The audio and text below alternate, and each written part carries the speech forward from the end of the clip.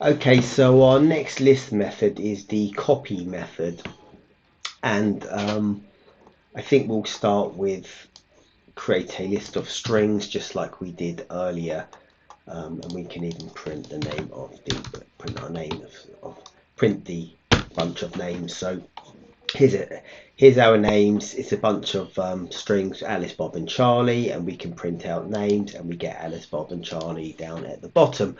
And the issue is we can, when we type out names and with the dot, we get the list of methods that are available, and we're going to try this copy method. So it'll be copy over here just like this. But before we do that, we can actually do, so we can say let's make a copy of the list, and we can just make a copy, and we can just say, for example, that n equals names. And if we print, just to show it to ourselves, we just type out n down at the bottom, we actually get print names up here. So we get names, and then we get n, which is names. So we can let n equals names like this, and that effectively looks like we've created a copy of a list. But we can also use our copy method. So like the question might be, what is the difference? We'll create a new variable, and instead of n, we'll call it m, and we'll say that it's names, but this time dot copy. And when we do the brackets, it just says here returns a shallow copy of a list. Now what does this mean? What does a shallow copy of a list mean anyway? And what's the difference? Because we already look like we've created a copy of names by just doing n equals names. And in fact, when we printed it out, we had a name, we had our list of names here, and we had our list of names here. So they look like they are the identical thing. So let's print out now. So we can print names, and then we can print n, and we can also print m. And let's just run this, and we get our original names. Then we get names again, so maybe now we can remove our first set of names because we don't need to print it twice. And each of these looks the same. We've got names here from line number 10.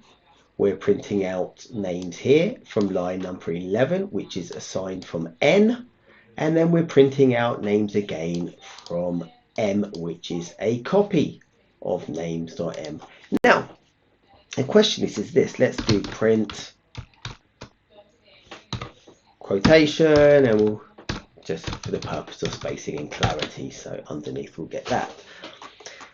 Now, we'll do names dot append, which is the method that we saw a couple of videos ago, and then we'll append our names list. So we started off with Alice, Bob and Charlie, and we're just going to add on one extra name at the end. So we'll put Darren, and then we will do print. We'll do the same thing, which is print names, print n, and print m. Let's try that. Okay, and we'll do that. Now we'll run this, and we expect to get the same prints back, but maybe the difference might be is that we've done an append on names, so names is going to increase by 1, but what's going to happen to n, and what's going to happen to m? N is equal to names, so does that mean that n also is appended? And m equals names.copy, so does that mean m is also appended? So let's just have a look at the result of the running of that code, and we see that names is appended as expected, but we also see that n, print n here, is also appended. So setting n equals to names is like a copy, but it's not in the same, it's not actually a copy, it's pointing to the same part of the memory space, whereas m here is actually a copy, so it's creating a copy of names into a different part of the memory. And I think I've got a little link here somewhere on our YouTube thing. I've drawn a little picture of it over here, and this is actually what happens. So we've got our index and we've got our values, and this is our original names, and names has got the index 0, 1, 2, and our values Alice, Bob and Charlie. And when we do an n, our new list points to names. So we haven't actually created a new list. N just points to M, and we know that because it's over here. N equals names. So then we do an append on names, and we add in Darren. Well, even before we do that, we've got M over here, and M is actually a copy of names. So it's actually duplicated everything that was in names over here. If I can do a circle, something like this, and fill it with, let's see if we can do an area that is none, and hit OK. There we go. Everything in this names is now over here. And if I can select it, no, I can't, doesn't matter. Everything in this names over here has now been copied over to here.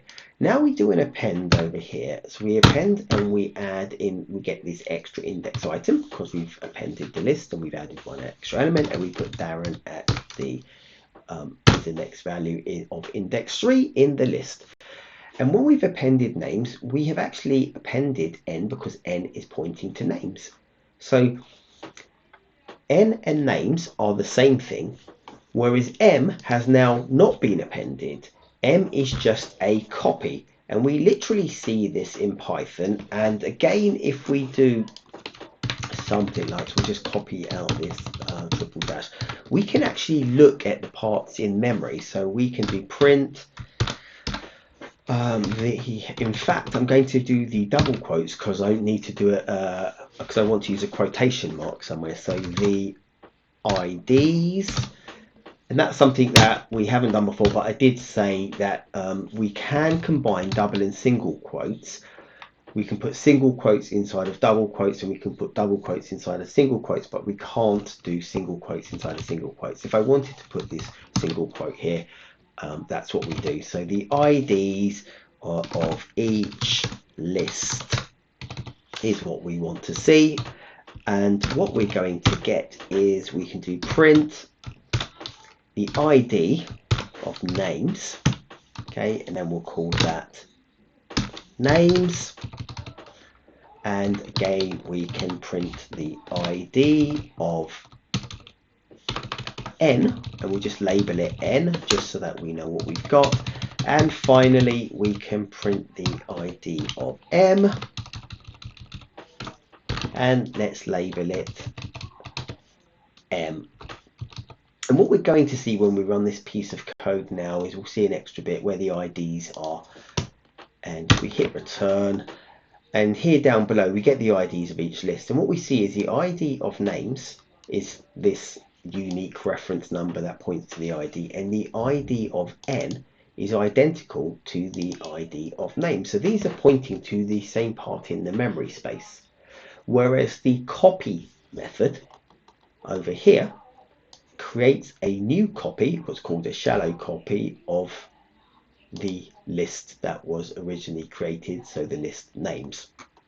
So that is actually in a different part of memory, and that is what this copy function actually does. So now we've learned a new function, and this is something to do with the immutability of lists. So when we append a list, if we have just assigned another variable equal to that list, we're also appending that variable, or in fact that variable was always pointing to that list, and that list got appended. So the copy method makes a shallow copy, or makes a copy, we could just think of it as a copy of a list, and that's what that does in Python.